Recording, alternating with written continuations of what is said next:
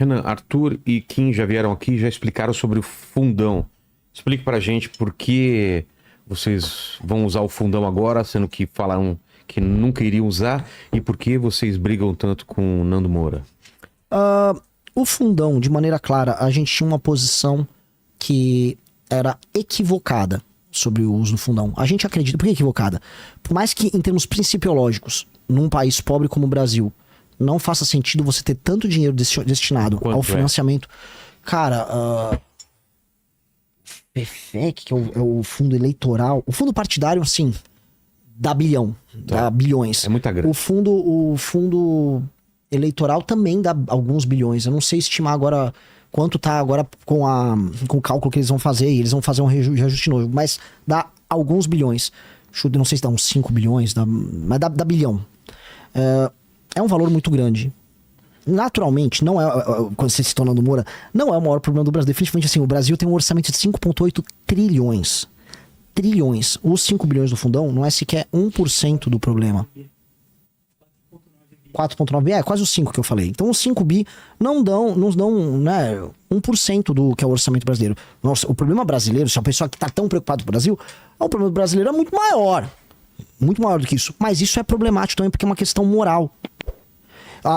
Principiologicamente falando, a gente não alterou isso. Tanto que a gente continua votando contra. Tanto que rolou agora, assim, a coisa de 2, 3 semanas, rolou um veto do Lula sobre o aumento do fundão. E aí voltou pro Congresso, tá? O Lula vetou aumentar o fundão. E o Kim votou pela manutenção do veto.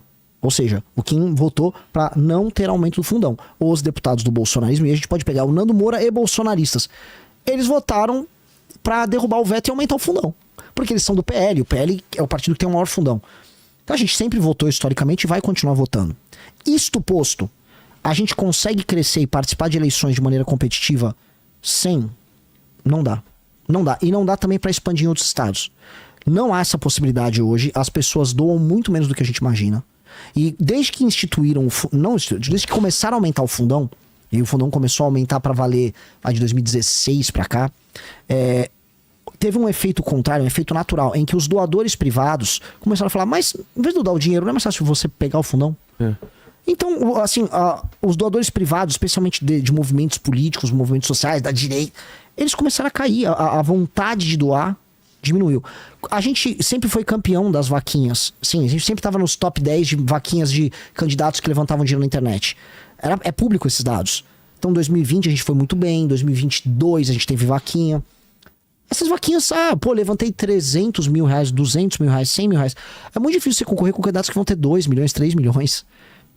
Não dá. E assim, há uma concentração de dinheiro. E ainda tem um detalhe. O mesmo cara que também tá pegando o fundão desses políticos old school, ainda tem uma vantagem ilícita, que é o uso da corrupção e o uso da compra de votos. Então a gente tá enfrentando um cara que usa o fundo, faz compra de votos, é profundamente corrupto, numa batalha completamente desigual, e isso sendo, dentro dos partidos que tem por aí, minoritário. Esses partidos nem querem, assim, dar muito espaço pra gente. Mesmo a gente tendo gente que é bem votada.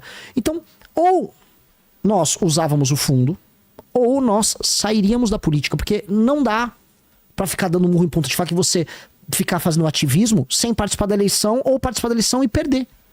Não dá pra participar da eleição e ficar perdendo o tempo todo. A gente precisa ganhar, a gente precisa mudar a realidade, e você precisa dispor de poder pra mudar a realidade. Então, quem fica falando de fundão não é quem nos apoia. Quem nos apoia, esse assunto já foi pacificado, a gente fez eventos ao redor do Brasil, a militância inteira falou, usem, ganhem as eleições. E depois cheguem lá e mexam no fundão, vamos derrubar o fundão, vamos diminuir o fundão. Como a gente sempre fez. Quem fala pra gente não ter o fundão é quem quer que a gente perca a eleição.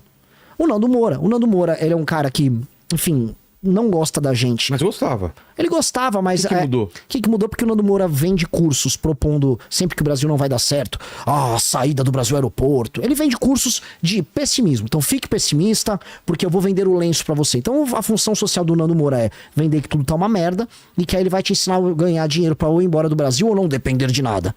E nós, que compartilhávamos de um público similar, um público nem Lula nem Bolsonaro, a gente falou, não, dá pra mudar o Brasil, dá pra dar certo, vamos fazer as coisas acontecer, vamos montar um partido, vamos mudar lá. E naturalmente isso representa um problema de ordem econômico-financeiro. E ele começa a ver que o público dele tá muito mais fechado com o discurso positivo, uma parte desse público, do que com o discurso catastrófico dele. Ele precisa vender que ninguém presta, que a única pessoa que presta é ele. Então, naturalmente, ele vai atacar a gente, com os argumentos infantis de sempre dele. Porque quando era o Moro a usar, isso não era problema pra ele. Na verdade, nunca foi problema. O Nando Moura, a opinião dele é uma opinião de um adolescente, e essa é a real, ele é um adolescente, um eterno adolescente, que valida, vamos dizer, a identidade dele através da negação. Então, como ele era um adolescente que tinha um problema com o pai dele, que o pai dele era de esquerda, e ele ficava arrumando briga com o pai dele, ele tinha que ficar contrariando o pai dele, então ele era o oposto do pai. Então eu vou ser muito bravo com as coisas que meu pai acha. E aí ele não cresceu, ele não estabeleceu uma identidade própria. Então a identidade dele é sempre negar o outro. Então ele já negou, aí negou o pai, aí negou esquerda, depois negou o bolsonarismo, agora ele vai negar o MBL. Aí já ele vai negar, sei lá, a si próprio, porque ele não tem mais nada a negar. Ele só tá em negação pra ele. Enfim, tudo acabou e a única coisa que você pode fazer é comprar um curso dele pra que, com tudo acabado, você esteja bem. Na boa, é bom que ele brigue com a gente, porque esse discurso é infantil. E se tiver gente conosco, no nosso projeto, que tem esse discurso infantil, tipo, tudo acabou, você não tem que estar no movimento político. A gente não é negativo. A gente acha que dá pra mudar o Brasil e não estamos aqui pra vender lenço. Então, era bom. E a gente já teve um discurso meio infantil. O nosso próprio discurso do fundo era um discurso que, no fim, nos inviabilizaria a crescer. O Faustino, que eu já disparado, o melhor vereador de Natal. A gente elegeu o cara com essa eleição, ele é um vereador, desculpa, fudido em Natal. Que não tem nada a ver com a política velha de compra de votos, que tá atuando bem, tá montando um projeto de poço artesiano no interior do Rio Grande do Norte, no meio do semiárido, muito parecido com o do Mr. Beast, que ele fez na África, e viabilizando a produção de agricultura lá. Eu não elegeria, se eu fosse procurar doação privada para a campanha do Faustino, eu não ia arrumar doador privado no Rio Grande do Norte. Os poucos empresários que tem, eles vão investir nos projetos corruptos que tem lá, que é o natural ao redor do Brasil. Então eu não ia eleger o Sandro, que é o melhor vereador de Salvador. Eu não ia eleger ninguém. Talvez eu elegesse uma ou outra pessoa aqui em São Paulo. Na boa, construir um projeto político para eleger uma ou outra pessoa aqui em São Paulo não vale a pena.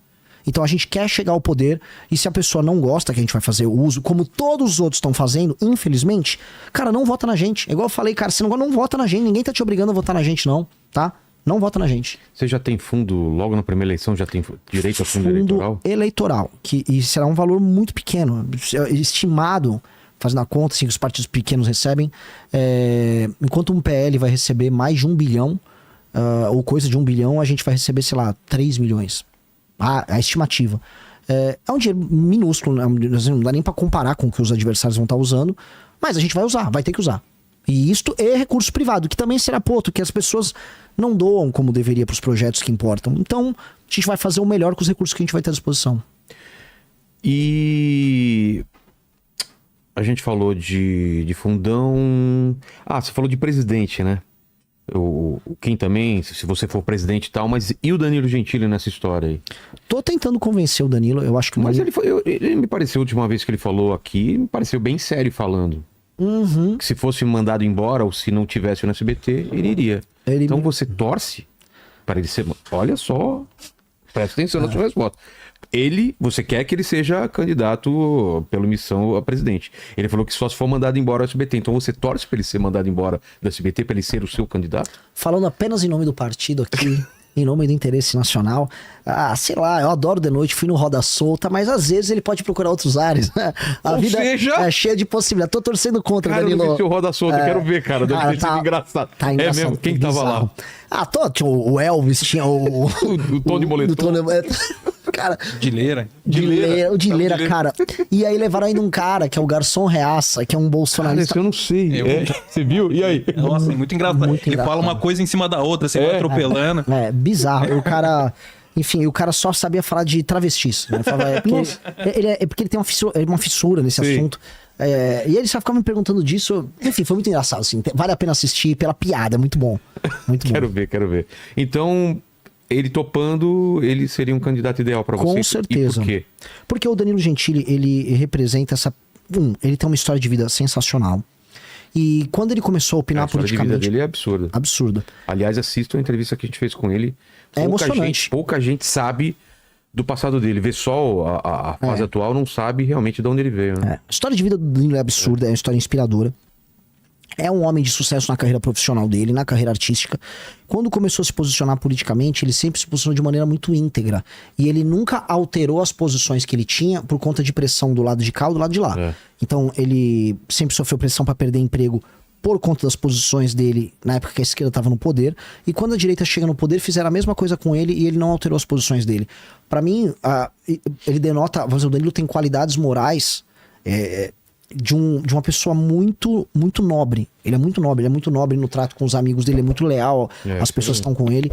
E isso são características que eu valorizo demais em tudo. E ele tem, obviamente, ele é conhecido nacionalmente, ele é muito inteligente, ele é muito mais inteligente do que as pessoas imaginam. As pessoas acham que é igual você. As pessoas acham, eles estão fazendo piada. Não, cara, primeiro que piada é uma característica distintiva de quem tem QI alto. Saber fazer humor é uma característica distintiva de gente inteligente. Então, humoristas são muito inteligentes e essa inteligência pode ser usada para fazer uma piada, assim como ela pode ser usada para muitas outras coisas na vida. E você é um cara que é um empreendedor na tua área e você é fudido na tua área. O Danilo é fudido na área dele. Então, assim, tem gente que tende a querer reduzir a pessoa por ser humorista e isso é apenas um erro burro. Então, o Danilo tem essas qualidades intelectuais, as qualidades morais, admiração, tamanho, e acho que ele, conosco, faria coisas muito grandes na presidência da República. Se não for ele... eu gostaria de ver um debate com ele. Imagina um debate com o Danilo Gentili, cara, participando. E o que você ia falar? Não, e se não for ele, cara, será outra pessoa. Tem uma galera que quer que seja eu. Por ser, vamos dizer, fundador do MBL, fundador da missão. Eu sempre falei, cara, não tenho vontade. Deixo até claro isso aqui. E se for, eu serei só em determinadas condições, que seria... Se for, é só pra... Eu vou firmar nosso discurso, eu não vou abrir concessão. Seria pra ir ter o discurso de solução pro Brasil sem querer apaziguar com a figura A, B, ou ponto A, ou ponto B. E isso vai ter consequências, né? Seria uma candidatura muito dura, mas se é o que a galera quiser, eu vou. Eu vou nessas circunstâncias. Será uma candidatura, igual eu tinha te falado, radical, não no discurso idiota radical. Tô falando radical de ir à raiz do problema. Vamos às raízes que levam o Brasil a estar quebrado, pobre e violento. Tá? A gente vai isso e eu não proporia nada além das soluções. E pronto. Então eu iria nessas condições e se a galera quiser, falar, vocês têm certeza? Cara, eu falo muita besteira, mas se vocês quiserem eu vou. Se não, né, se inscrevam aí na nossa lista de candidatos à missão. Vai que pinte um presidenciável. Pois é. Curtiu esse vídeo? Então deixa o like e comenta aqui embaixo o que você achou. Quero muito saber sua opinião.